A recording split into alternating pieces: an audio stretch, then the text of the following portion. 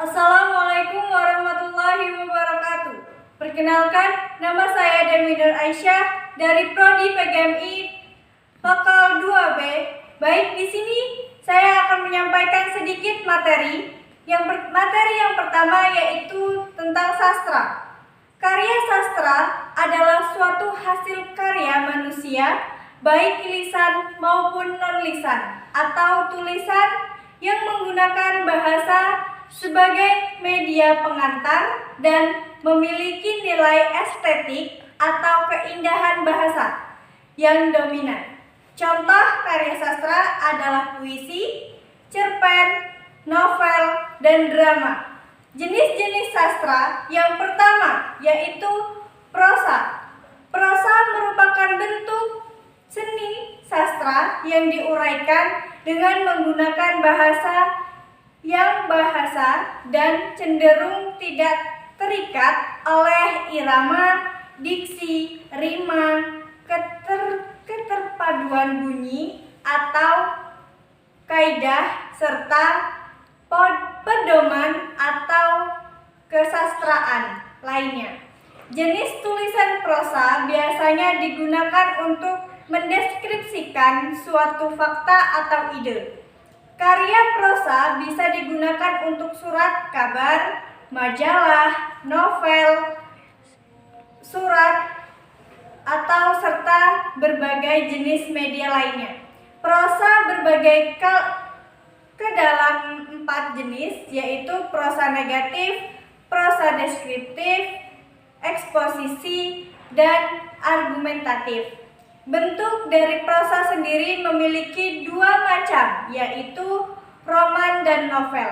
Roman adalah cerita yang menjelaskan seorang tokoh secara kestrukturan dari lahir sampai akhir hayatnya. Sedangkan novel hanya menjelaskan tentang sebagian kehidupan tokoh yang mengubah nasibnya. Yang kedua yaitu puisi.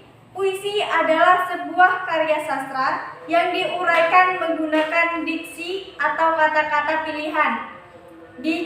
Dicirikan dengan pembahasan yang padat namun indah. Biasanya karya puisi secara tidak langsung dapat menimbulkan kecenderungan dari seseorang untuk mempertajam keadaan melalui bahasa yang memiliki irama dan makna khusus.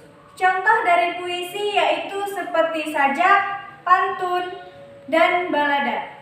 Materi yang kedua yaitu puisi. Pengertian puisi yaitu puisi adalah bentuk karya sastra dari hasil ungkapan dan perasaan penyair dengan bahasa yang terikat, irama, matra, rima, penyusunan lirik dan bait, serta penuh makna. Jenis-jenis puisi yaitu ada pula puisi dapat diklarifikasikan menjadi 2 kategori, yaitu puisi lama dan puisi baru. Puisi lama dan puisi baru adalah 2 jenis puisi yang dikategorikan dari masa pembuatannya serta struktur teknisnya. Kontemporer yang menjadi kata dan puisi lama adalah puisi yang secara fisik masih terikat oleh aturan penciptaan. Aturan penciptaan yang dimaksud meliputi jumlah kata dalam 1 baris, jumlah baris dalam 1 bait, kurang lebih 4 baris, memiliki rima persajakan. Rima adalah pengulangan bunyi yang timbul oleh huruf atau kata dalam lirik dan baitnya. Beberapa jenis sajak yang termasuk dalam puisi lama antara lain yang pertama yaitu mantra. Mantra adalah sebuah kata atau ucapan-ucapan pada masa lampau yang dipercaya memiliki kekuatan gaib untuk digunakan sebagai media penyembuhan. Yang kedua yaitu pantun. Pantun adalah bentuk puisi lama yang memiliki sajak AB, AB. Setiap baris berisi 8 sampai 12 kata. Yang kedua yaitu Karmina. Karmina adalah bentuk pantun yang sangat pendek. Yang ketiga yaitu Saloka. Saloka adalah bentuk pantun yang saling berkaitan. Yang keempat yaitu Garindum. Gurindam merupakan bentuk puisi lama yang memiliki ciri di dalamnya terdapat bait yang terdiri dari 2 baris memiliki sajak A, A, A, A. Gurindam banyak memuat nasihat kehidupan. Yang kelima yaitu Talibun. Puisi baru bentuknya lebih bebas daripada puisi lama, baik dalam segi jumlah baris, satu kata, maupun rima. Jenis-jenis puisi baru menurut isinya dibedakan atas. Yang pertama, balada. Bentuk puisi baru yang isinya berupa cerita dan kisah perjalanan hidup seseorang. Yang kedua yaitu elegi. Bentuk puisi baru yang berisi kesedihan, suara sukma yang meratap, batin yang mengeluh, dan tangisan hati. Yang ketiga yaitu bentuk puisi baru yang isinya merupakan lupan, perasaan, kasih sayang, cinta terhadap sesama. Dan yang keempat yaitu ode. Bentuk puisi baru yang isinya berupa sanjungan kepada pahlawan. Bentuk puisi ini juga dikatakan puisi kepahlawanan. Dan yang kelima yaitu himne. Bentuk puisi baru yang isinya berupa sanjungan terhadap Tuhan dan pahlawan. Yang keenam yaitu epigram. Yang ketujuh yaitu satriye. Bentuk puisi baru yang berisi sindiran. Materi yang ketiga yaitu prosa. Kata prosa berasal dari bahasa Latin prosa yang artinya terus terang. Jenis tulisan prosa biasanya digunakan untuk mendeskripsikan suatu fakta atau ide. Karenanya, prosa dapat digunakan untuk surat kabar, majalah, ensiklopedia, surat, serta berbagai jenis media lainnya. Sedangkan menurut Kamus Besar Bahasa Indonesia atau KBBI, prosa adalah karangan bebas atau tidak terikat oleh kaidah yang terdapat dalam puisi. Jenis prosa yaitu ada prosa lama. Prosa lama merupakan karya sastra yang belum mendapat pengaruh dari sastra atau kebudayaan barat. Karya sastra prosa lama yang mula-mula timbul disampaikan secara lisan, disebabkan karena belum dikenalnya bentuk tulisan. Bentuk-bentuk prosa.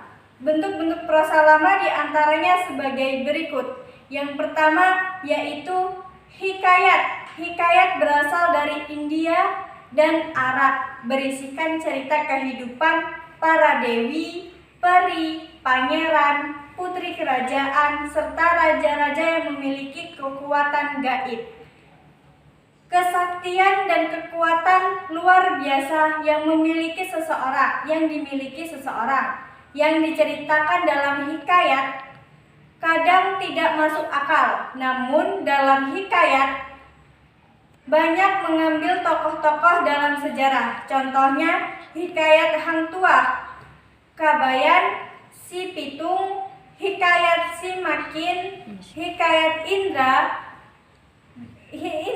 Bangsawan, hikayat Panji Samiran, hikayat Raja Budiman. Dan yang kedua yaitu dongeng.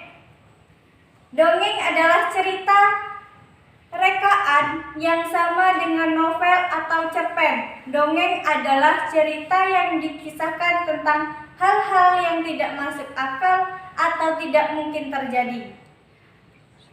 Prosa baru. Prosa baru adalah karangan prosa yang timbul setelah mendapat pengaruh serta atau budaya barat. Prosa baru memiliki ciri-ciri di antara sebagai berikut. Yang pertama yaitu bersifat dinamis. Prosa baru bersifat dinamis yang senantiasa berubah. Yang kedua, masyarakatnya sentris. Dan yang ketiga, bersifat rasional, bentuknya roman, cerpen, dan novel. Yang keempat yaitu bahasa tidak bersifat dan dipengaruhi oleh kekuasaan barat. Dan yang kelima, diketahui siapa perannya. Dan yang keenam, tertulis prosa baru. Yang ketujuh, bersifat modern atau tidak tradisional. Dan yang kedelapan, memperhatikan urutan peristiwa. Yang kesembilan, tokoh yang digunakan umumnya manusia. Materi selanjutnya yaitu tentang drama. Kata drama berasal dari bahasa Yunani draomai, yang berarti berbuat, berlaku, bertindak. Jadi drama bisa berarti perbuatan atau tindakan. Arti pertama dari drama adalah kualitas komunikasi, situasi, acting, segala yang terlihat di pentas, yang menimbulkan perhatian, kehebatan acting, dan ketegangan pada pendengarnya. Berdasarkan penyajian kisah drama dapat dibedakan menjadi 8 jenis, antara lain yang pertama, tragedi. Tragedi drama berita tentang kesedihan. Yang kedua, komedi, drama yang bercerita tentang komedi yang penuh dengan kelucuan. Yang ketiga, tragikomedi, perpaduan antara kisah drama tragedi dan komedi. Yang keempat yaitu opera, drama yang dialognya dengan cara dinyanyikan dan diiringi musik. Yang kelima, melodrama, drama yang dialognya diungkapkan dengan iringan musik. Yang keenam, farse, drama yang mempunyai dagelan namun tidak sepenuhnya drama tersebut dagelan. Yang ketujuh, tableau, jenis drama yang lebih mengutamakan gerak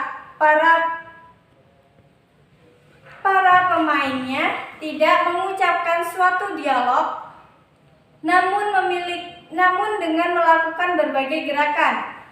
Yang kedelapan, sendratari, gabungan antara seni drama serta seni tari. Baik, itulah penyampaian materi yang bisa saya sampaikan. Kurang dan lebih saya mohon maaf. Terima kasih. Wassalamualaikum warahmatullahi wabarakatuh.